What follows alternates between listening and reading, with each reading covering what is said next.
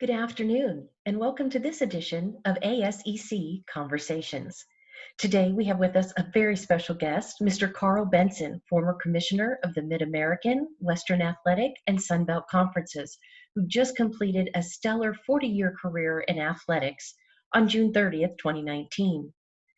At this time, I'll turn it over to our host, Janae Reeves. Janae? Alrighty, well, thank you so much, KB, for joining us here today. I want you to first start off by telling me, what is your favorite childhood memory? Well, sometimes I still think I'm in my childhood years. So I've got to go back many years, but back into, kind of the grade school days, living in Yakima, Washington, I remember going to minor league baseball games with my dad and my three brothers. And it was the Yakima Valley Bears. And if you look above my head here, I've got many baseball hats there that are the cities where I lived from the time that I was growing up in the first minor league baseball game that I ever went to now here in Denver, Colorado, in the Colorado Rockies. But so going to Yakima Valley Bear games in Yakima, Washington. Growing up in the Spokane area, what prompted your family to move to Pullman, Washington? Well, I started high school at Shadle Park High School in Spokane. And after my sophomore year, my mom and dad and my younger brother and I, we moved to Pullman, Washington, about 100 miles south of Spokane, the home of Washington State University. And my dad and a friend of his bought some land and built some apartments complex in Pullman at a time in the late 60s, early 70s, when student housing in Pullman was at a very low point. And we packed up, and my dad went from wearing a coat and tie to work to hammer nails and being a carpenter for that 7 or 8 year period. But the move to Pullman was a great move for my brother and I. We went from a high school that had 3,000 students to a high school of 500 in a college town back in the late 60s, early 70s. Before there were security codes on every door, and we had access to all the facilities at Washington State, and we got to watch games and snuck into a game or two to watch or sell concessions at the WSU Cougar football games. So Pullman was a great place to go to high school for sure. And speaking of high school, how did you graduate from Pullman High School and not go to Washington State University? Well, I think there were about 150 in my graduating class, and not everyone went to Washington State. The wide majority did, and I was all planned, ready to go to Washington State to play baseball. And I did an early admission. I went through early, fraternity rush. I was signed, sealed, delivered, and about a month before the fall term started, I was contacted by a junior college baseball coach in Spokane, and he convinced me to forego my attendance at Washington State. And I went to junior college for that first year, and with intentions of then transferring back to Washington State after my first year, which didn't happen, which also my intention was to transfer back after my sophomore year, which didn't happen. And I ended up at Boise State. And sometimes it's those decisions that you make that sometimes are tough and that they don't turn out the way that you maybe planned it. But the decision to go to Boise State rather than Washington State, really turned out to be a big impact on my life and my career. And while playing baseball at Boise State, what was one thing that you learned that you feel helped shape your life and your career? Oh, and this is going to sound a little on the ego side, but I realized that I knew a lot about baseball, and that I wanted to be a coach, and I felt like watching other coaches, watching the coaches that I had at Boise State. As I was playing games, I was evaluating other coaches and other programs, and I said, I can do this, and so that set the stage for me to set my sights on being a college baseball coach, which I did immediately following my 4 years at Boise State as a player, or my 2 years at Boise State as a player. I stayed and coached 2 more years as an assistant coach at Boise State before getting a job at a junior college in the Seattle-Tacoma area. And I was on my way to be the next baseball coach at Arizona State, the next Jim Brock, or something like that. That was my dream, and that was my goal, was to be a major Division I baseball coach. And took a little different route, and I got out of coaching and into administration, and got to junior college, and then I wanted to be the athletic director at Arizona State or University of Arizona. So that's kind of short little path of my career in terms of how I got out of coaching or into coaching, out of coaching, and into administration. And what are your thoughts about the recent elimination of Boise State University's baseball program after such a short comeback? Very disappointing. They dropped baseball in 1980 at a time when several universities across the West and really across the country were faced with balancing Title IX regulations, and baseball became a sport that many universities dropped back in the late 70s, early 80s. And Boise State last season was 1980. And 3 years ago, about this time, the president made a commitment to bring baseball back. And last spring, they were off and running and ready to be a successful program. And I think they had a 9-2 record after their first 11 games. And COVID hit, and the spring season was shut down. And Boise State baseball, I think it's up to over 100 sports now, Janae, have been dropped due to COVID, as athletic directors have had to balance, the financial element of intercollegiate sports, and at the same time balance some of the same Title IX issues that were in front of them back in in 1980 when they dropped the program. But anytime a sport is dropped, it's the student athletes that are the casualties. Coaches can go on and to get another job, and some players get a chance to go on someplace else, but the wide majority, their athletic careers are just cut short. I've heard many athletic directors say that the toughest day they've ever had as an athletic director, the two toughest days that an athletic director has ever had, was having to call a parent of one of their student athletes, informing that parent, that his or her son or daughter had passed away from some accident, unknown reason. The second toughest day was walking into a room of student athletes and informing them that their sport was gone, that their opportunity to play whatever sport at whatever university was gone. So it's decisions that aren't taken lightly, and they're very difficult, and oftentimes very subject to a lot of criticism and a lot of debate as to why this sport and not that sport. And the last several months now, as we saw Stanford, if Stanford can drop 13 sports in one day with their endowment and their resources, it makes it a little bit, I guess, easier to accept the fact that Boise State dropped baseball along with swimming and diving. From a coach's perspective, what was one important life lesson you taught your players?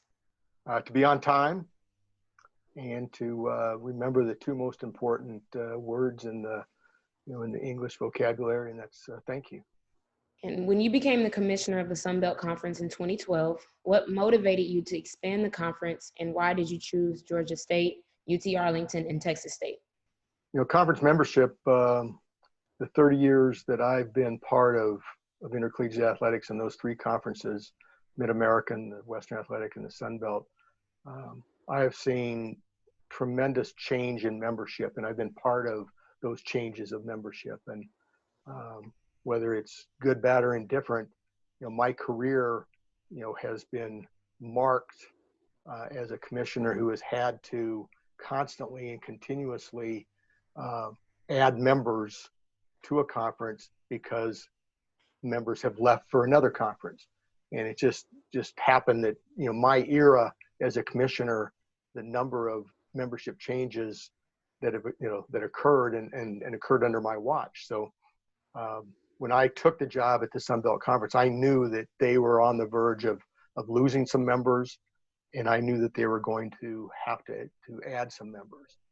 And I believe that the reason I was hired at the Sun Belt was because I had experienced that, so often at the Western Athletic Conference. So I went into that job knowing that I was going to have to add schools. And so it wasn't a matter of what motivated me. It was a matter of we have to add schools.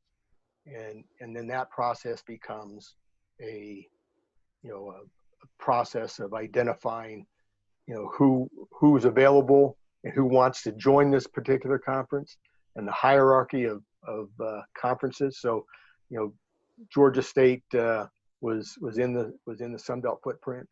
They were available. They wanted. It's the old example of two people get together and they want to get married, and you get married. And Georgia State needed a home, and Sun Belt needed members, and that's pretty much how it happened over the course of the 4 or 5 years where we brought in 7 new members to the Sun Belt Conference during my time as the Sun Belt Commissioner. How did you come up with "Together We Rise" as the mantra for the Sun Belt Conference? Once we kind of put the Humpty Dumpty back together again after 4 universities left the Sun Belt, and we added 5, and we had a stable group of universities. Then it was a matter of how to promote and how to market that group. And the Sun Belt is the newest of the FBS conferences. They just started playing football in 2001, so there was a real identity unknown that people weren't aware of. The Sun Belt Conference didn't have a lot of history or tradition. And one of the things that I think is, again, it comes from conferences and it goes to an adage that is often said, rising tide raises all ships. And a conference can only be as good as its conference members. And as conference members get better and have success, the conference takes advantage of those individual successes by teams, that are wearing the Sun Belt patch. And so the Together We Rise was an attempt to demonstrate that the Sun Belt wasn't going to get any better until all the members committed to getting better. And that's where the Together We Rise came from. And I think that it proved to be accurate, that we had success, and the Sun Belt developed an identity, and that there were some national successes that came along the way, and Together We Rise became a mantra that that not only was a goal, but it was a demonstration of the success that the Sun Belt had. And you were instrumental in helping the Arizona Sports and Entertainment Commission and the Mountain West Conference launch the inaugural Arizona Bowl in 2015. So how important was that game to your conference, and why did you choose to partner with the Arizona Sports and Entertainment Commission?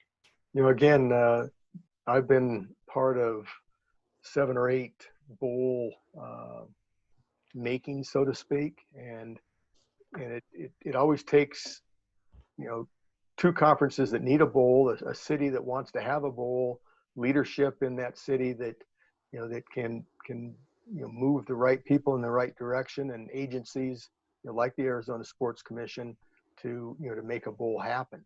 And again, some of it's timing.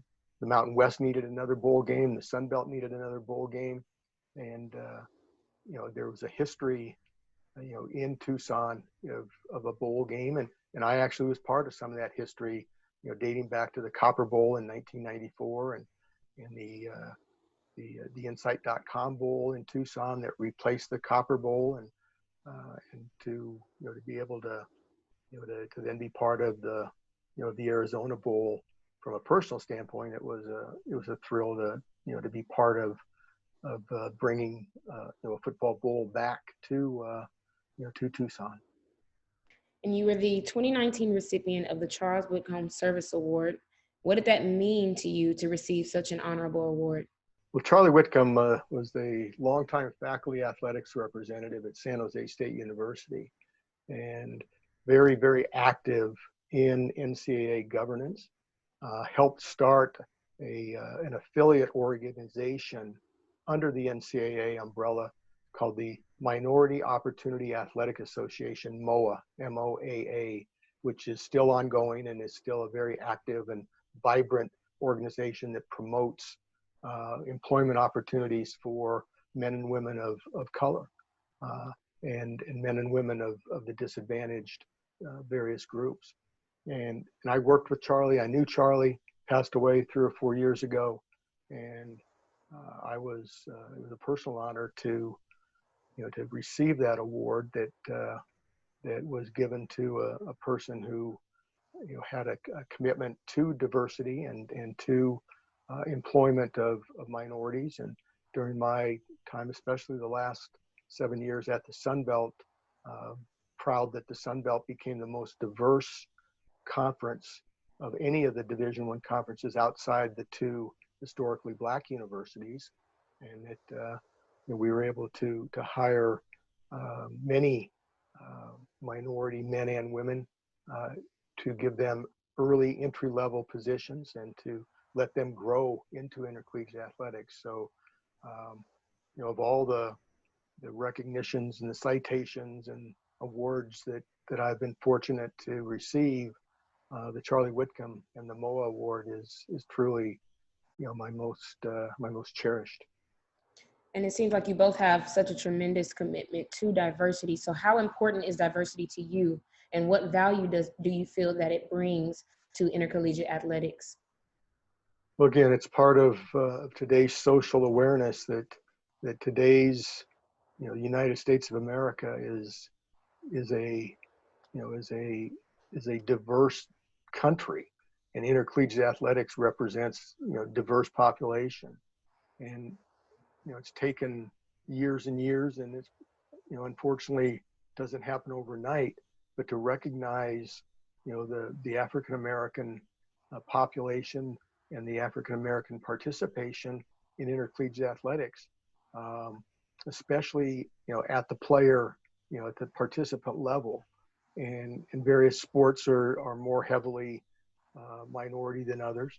We still have a long ways to go in terms of both coaching and athletic administration, but I hope that whatever I was able to do in my career, has been able to identify that there still is a need. We can't stop in terms of turning the numbers around and creating more diversity and greater diversity, and at the same time providing opportunities for young men and women of color into this profession.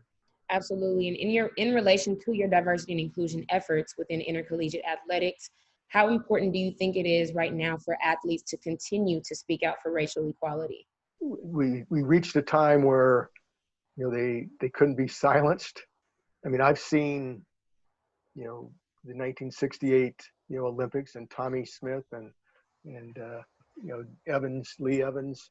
I mentioned Charlie Whitcomb in San Jose State University. There's been a statue in the middle of San Jose State University for 20 years now of those 3 U.S. athletes on the victory stand in Mexico City, raising their hand, raising their fists with the black glove.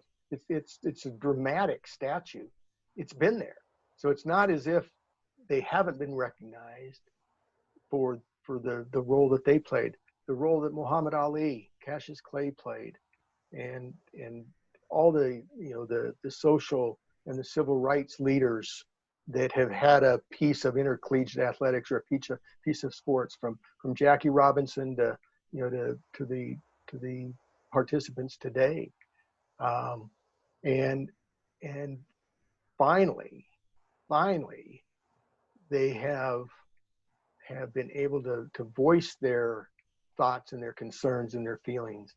And I think what has been dramatic as well, Janae, is that their Caucasian teammates are supporting them, and their Caucasian teammates are voicing their feelings and their thoughts. And this is an era that, while I'm glad that I didn't have to navigate COVID and the disruption of games and the canceling of last spring and whether to bring football back, and should football be played, should it not be played. What I am missing, though, is the being in the room and witnessing and watching the social awareness and the social justice that is embracing intercollegiate athletics. And especially now with the pandemic going on, it focuses more on, you know, the issues that have kind of been put on the back burner for a long time. So what are your thoughts on COVID-19 as it relates to college athletics? Well, again, we know the impact that it had last spring, not just to intercollegiate athletics, but to professional sports and sports in general. And decisions were made, and there are critics who believe that wrong decisions were made, and there are those who believe that the right decisions were made.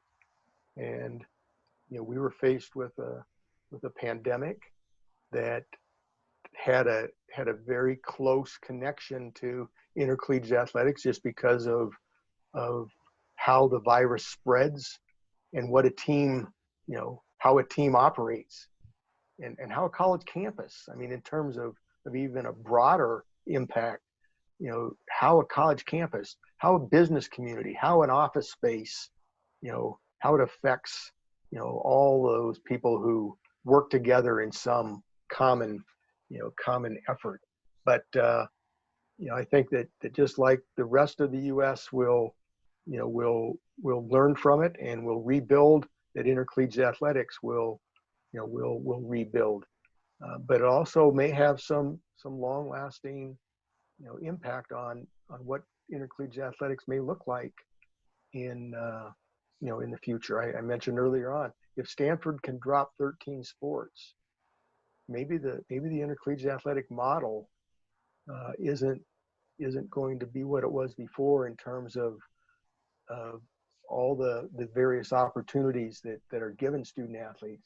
Maybe some of that has to be reduced down. But again, college sports will survive. Absolutely. I believe it, and I hope so. And we talked about this a little earlier about having an inspiration. What or who has inspired you during your lifetime, and why? Well, I have to look at my father, who had a saying, "No guts, no glory," and he actually it was a matter of risk taking, and how do you take calculated risks to give yourself a chance to succeed in something. And my dad demonstrated that to me as it's not a reckless risk taker, it's a calculated risk taker. And so my dad demonstrated that to me, and I took some risks along the way in terms of my career, and fortunately they were able to to allow me to to enjoy 40 plus years of being part of intercollegiate athletics. And what is the best advice you've ever been given? Best advice I've ever been given, is to sit and watch and listen. And I sat at the table for the 30 years as a commissioner, around the table with the likes of some very, very influential commissioners and college presidents. And I felt like I was in the room, and I absorbed some of that. You don't have to be the smartest person in the room. You don't have to try to be the smartest person in the room. And sometimes the person who speaks less is heard more. Agreed. Out of all of your accomplishments, playing baseball, coaching, working at the NCAA, the Western Atlantic Conference, Mid-American Conference, and the Sun Belt Conference, what do you consider your greatest accomplishment? Well, again, the ability to put some conferences back together again, to allow student athletes and coaches to have success after they have been kind of relinquished to a lesser level, to be able to have been able to build it back up. And that's, I consider myself a conference builder. And I built conferences, or rebuilt conferences. And I think that's what I'm most proud of. Thank you, Mr. Benson, for joining us today. And for all of you who tuned in, thank you. We'll see you next time on ASEC Conversations.